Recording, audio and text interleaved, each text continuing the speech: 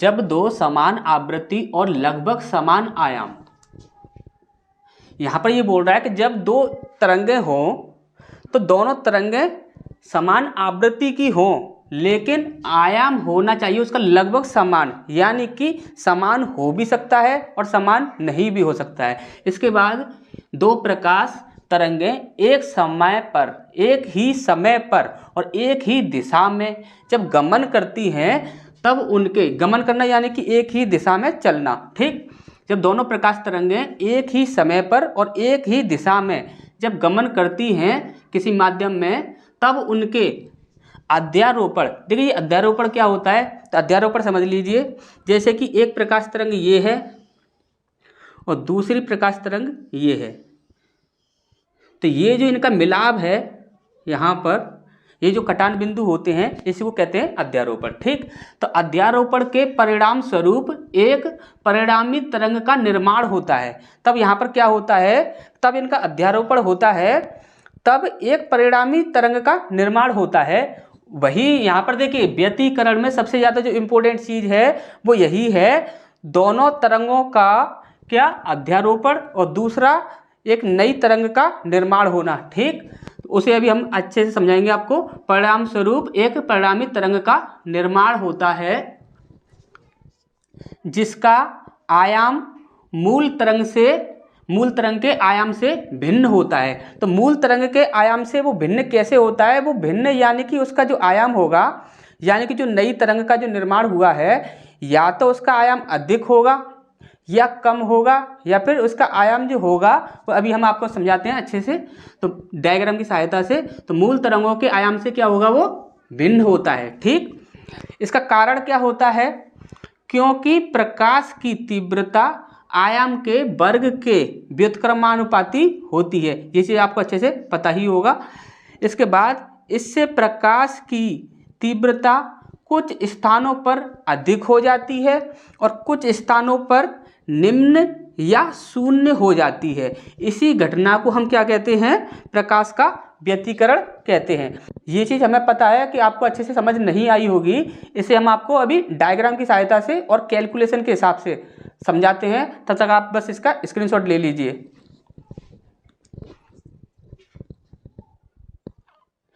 तो एक प्रश्न आपसे पूछा जाता है कि व्यतिकरण की खोज, ये व्यतिकरण की खोज किसने की थी, तो आप बताओगे टॉम यंग ने। यदि पूछा जाएगा कब की थी, तो आप बताओगे 1801 ईस्वी में।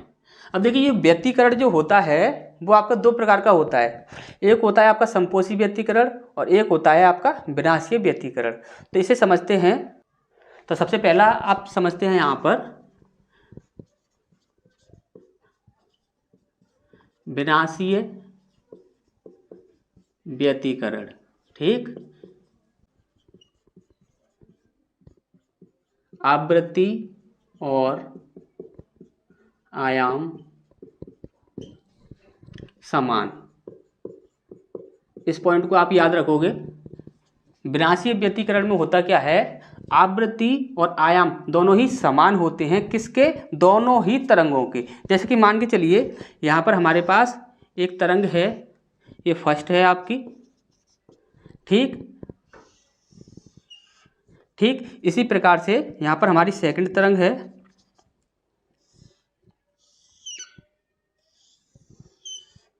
ठीक। और इनकी क्या है, आवृत्ति और आयाम दोनों ही क्या है, समान। फर्स्ट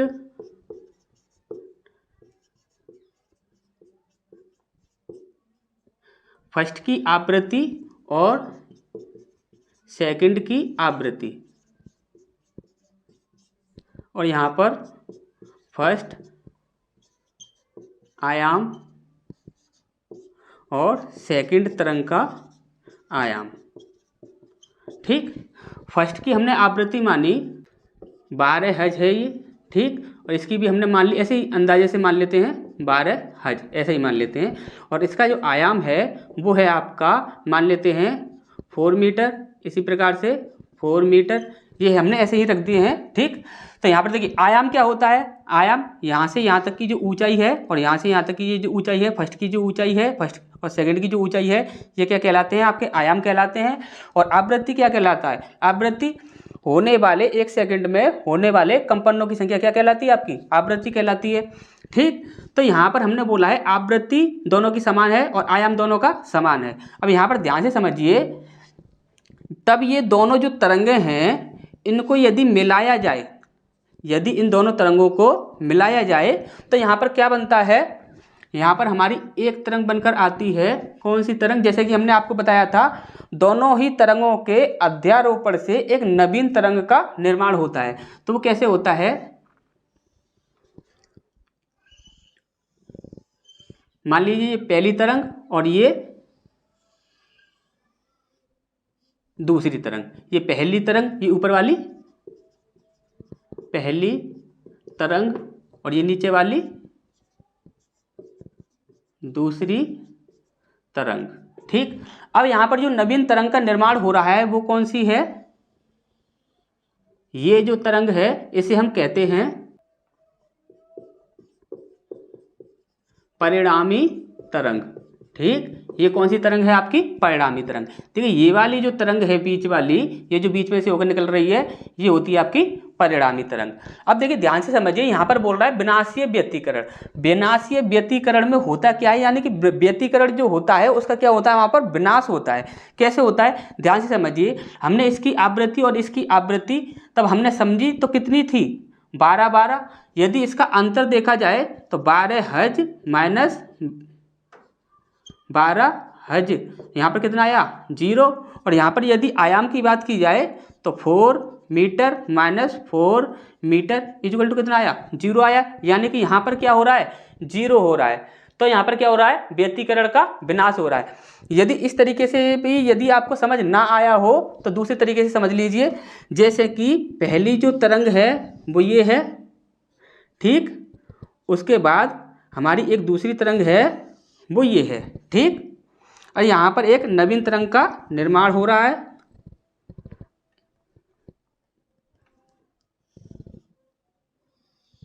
ठीक, यहाँ पर ये एक नवीन तरंग का निर्माण हो रहा है। अब यहाँ पर क्या हुआ, मान के चलिए ये दोनों जो तरंगें हैं वो किसी माध्यम में है, किसी ना किसी माध्यम में ही गमन करेंगी। जब ये किसी माध्यम में गमन कर रही हैं तो यहाँ पर देखिए, यहाँ पर क्या होता है कि माध्यम में बहुत छोटे छोटे कण पाए जाते हैं। ये चीज़ आपको अच्छे से पता है। अब होता क्या है कि ये वाली जो तरंग है और ये वाली जो तरंग है, इनके अंदर हमेशा ही आपको पता है कि ये जो प्रकाश तरंगें होती हैं उनमें एक चुंबकीय गुण भी पाया जाता है, यानी कि वो हर चीज़ को अपनी ओर आकर्षित भी करती हैं। तब क्या होता है कि यहाँ पर ये वाली जो तरंग है ये क्या करेगी, इसे अपनी ओर आकर्षित करेगी।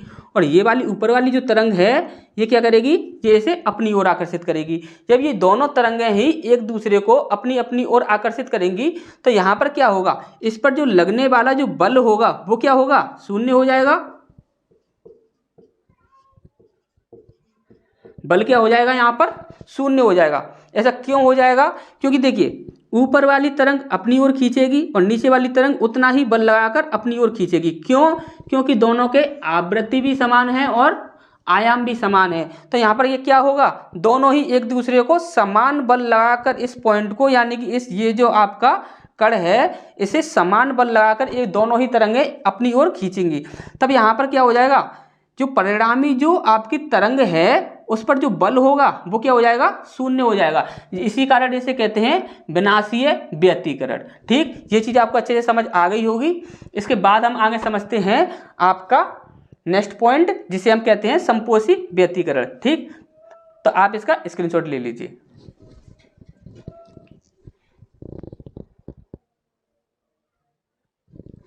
इसके बाद हमारा जो नेक्स्ट पॉइंट है वो है संपोषी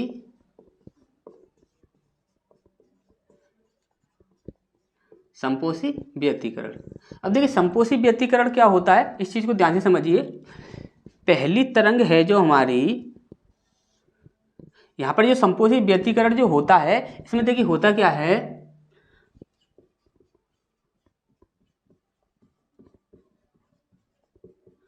आवृत्ति समान होती है दोनों तरंगों की, लेकिन आयाम अलग अलग। ठीक, यहाँ पर क्या होगा, आवृत्ति समान होगी लेकिन जो आयाम होगा वो अलग अलग होगा। ठीक, ये चीज़ आपको याद रखनी है। यहाँ पर देखिए, जो फर्स्ट जो हमारी तरंग है, यहाँ पर क्या है, यदि आवृत्ति की बात की जाए और आयाम की बात की जाए, तो इसका जो आयाम है मान लेते हैं यहाँ पर कितना है आपका 4 मीटर। ठीक, और आवृत्ति है इसकी 12 हर्ट्ज। ठीक, हमने ऐसे ही मान लिया है। ठीक, अब इसी के बाद जो हमारी सेकंड तरंग है,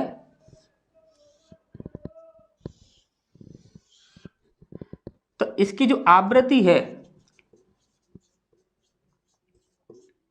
आवृत्ति है आपकी मान लेते हैं 12 हर्ट्ज, और जो आयाम है, आयाम,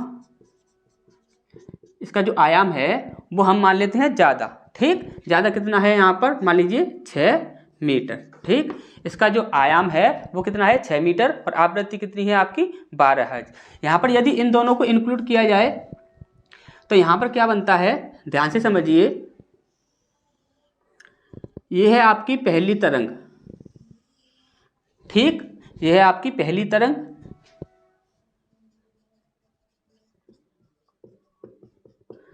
इसके बाद ये है आपकी दूसरी तरंग, क्योंकि हमने क्या बोला था, जो दूसरी तरंग और पहली तरंग जो दोनों हैं उनकी क्या है, आवृत्ति जो होगी वो समान रहेगी, यानी कि कणों की संख्या जो होगी वो समान होगी, लेकिन जो आयाम है यानी कि ऊंचाई, देखिए इसकी ऊंचाई कम है और इसकी ऊंचाई क्या है, ज़्यादा है, तो ये क्या है, आयाम क्या है यहाँ पर, ज़्यादा है। ठीक, तो यहाँ पर ये वाली जो तरंग है ये है आपकी दूसरी तरंग। ठीक, ये है आपकी दूसरी तरंग। अभी इसी प्रकार से होता क्या है कि इन दोनों के कारण एक नवीन जो परिणामी तरंग का निर्माण होता है, उसका क्या होता है कि आयाम इन दोनों से ही अधिक हो जाता है। और वो कैसे हो जाता है हम अभी आपको बताते हैं। ये आयाम है एक नवीन तरंग का, ये नवीन तरंग का निर्माण हो रहा है। ये कौन सी है आपकी, परिणामी तरंग। ठीक, ये क्या है आपकी परिणामी तरंग। परिणामी तरंग जो है उसका आयाम देखोगे आप तो उसका आयाम क्या होगा, ज़्यादा होगा। ठीक, इसका आयाम ज़्यादा होगा दोनों से। यहाँ पर कैसे है इस चीज़ को समझते हैं, ध्यान से देखिए, ध्यान से समझना इस चीज़ को।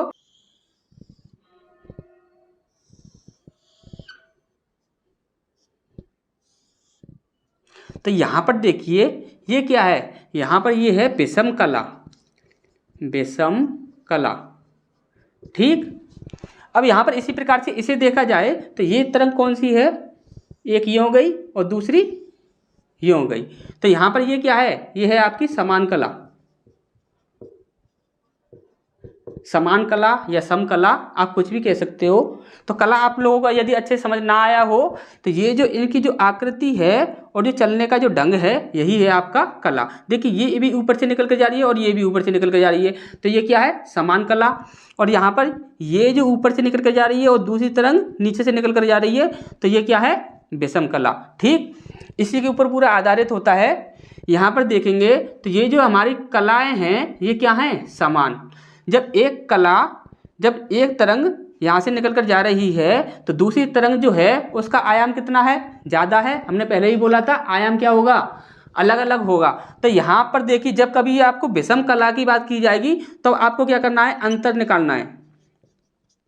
ठीक, और जब कभी भी समान कला की बात की जाएगी तो वहाँ पर क्या होगा, योग होगा। ठीक, वहाँ पर क्या होगा, योग होगा। देखिए विषम कला तब हमने देखा था तो पहली जो तरंग थी उसका आयाम और दूसरी तरंग का जो आयाम था हमने माइनस किया था। आयाम क्या हो जाएगा, फर्स्ट प्लस सेकंड। ठीक, ये चीज़ आपको अच्छे से समझ आ गई होगी। इस कारण क्या होता है कि जो परिणामी तरंग जो होती है उसका आयाम क्या हो जाता है, अधिक हो जाता है। किस में हो जाता है, संपोषी व्यतिकरण में। यदि इस प्रकार से भी यदि आपको समझ ना आया हो तो इस प्रकार से ध्यान से समझिए। यहाँ पर क्या होगा, संपोषी व्यतिकरण में ये है आपकी पहली तरंग। ठीक, और इसी प्रकार से ये है आपकी दूसरी तरंग। ठीक, अब यहाँ पर ये जो माध्यम में गुजर रही हैं, यहाँ पर एक कण है और ये कण क्या करता है, कण को क्या करती है, ये वाली जो तरंग होती है, ये वाली तरंग अपनी ओर खींचती है, और जो दूसरी वाली तरंग होती है, ये दूसरी वाली तरंग अपनी ओर खींचती है। तब ये दोनों ही तरंगें, देखिए पहली वाली कंडीशन में क्या हो रहा था, पहली वाली कंडीशन में इस कण को ये तरंग इधर खींच रही थी और ये तरंग इधर खींच रही थी, तो यहाँ पर जो लगने वाला जो बल था वो क्या था, शून्य हो जाता था। लेकिन अब ये दोनों ही तरंगें क्या हैं, एक ही कला में हैं, किस में है, एक ही कला में है। तब क्या होता है कि पहली वाली जो तरंग होती है इस कण को अपनी ओर खींचती है, जो अपनी ओर से जितना भी बल लगा सकती है वो बल लगाती है। फिर ये दूसरी वाली जो तरंग होती है फिर वो अपनी ओर खींचती है। तो यहाँ पर क्या हो जाता है, जो बल होता है वो क्या हो जाता है, अधिक। और यही चीज़ हमने आपको फर्स्ट में बताया था स्टार्टिंग में।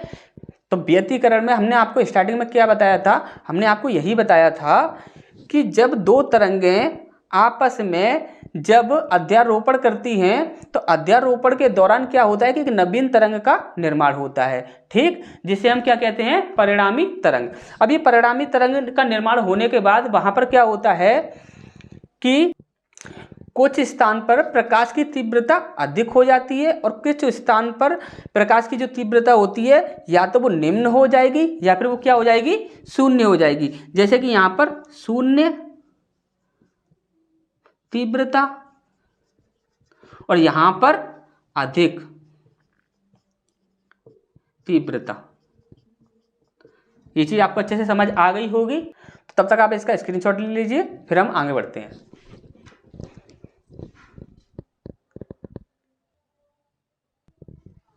तो आपसे पूछा जाता है कि व्यतिकरण में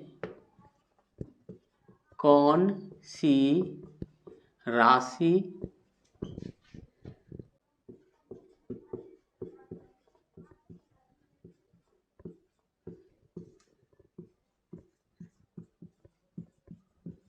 व्यतिकरण में कौन सी राशि होती है जो कि संरक्षित रहती है। तो आप बताओगे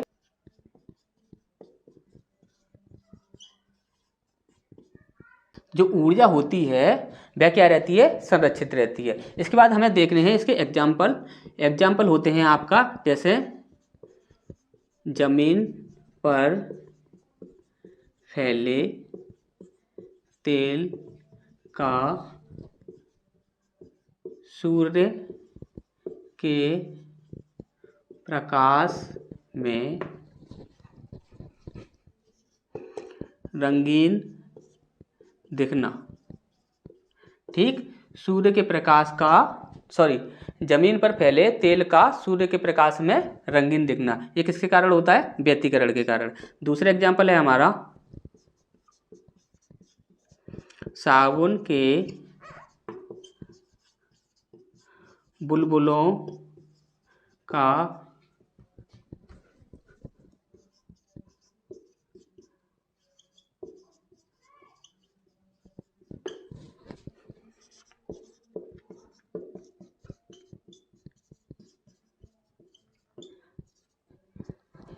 सूर्य के जो साबुन के जो बुलबुले होते हैं उनका सूर्य के प्रकाश या फिर कोई भी प्रकाश हो, ऐसा जरूरी नहीं है कि सूर्य के प्रकाश ही होना चाहिए, कोई भी प्रकाश हो तो प्रकाश में क्या होता है, वो रंगीन दिखते हैं, ठीक। तो ये आपके एग्जाम्पल होते हैं जो कि आपके एग्जाम में पूछे जाते हैं।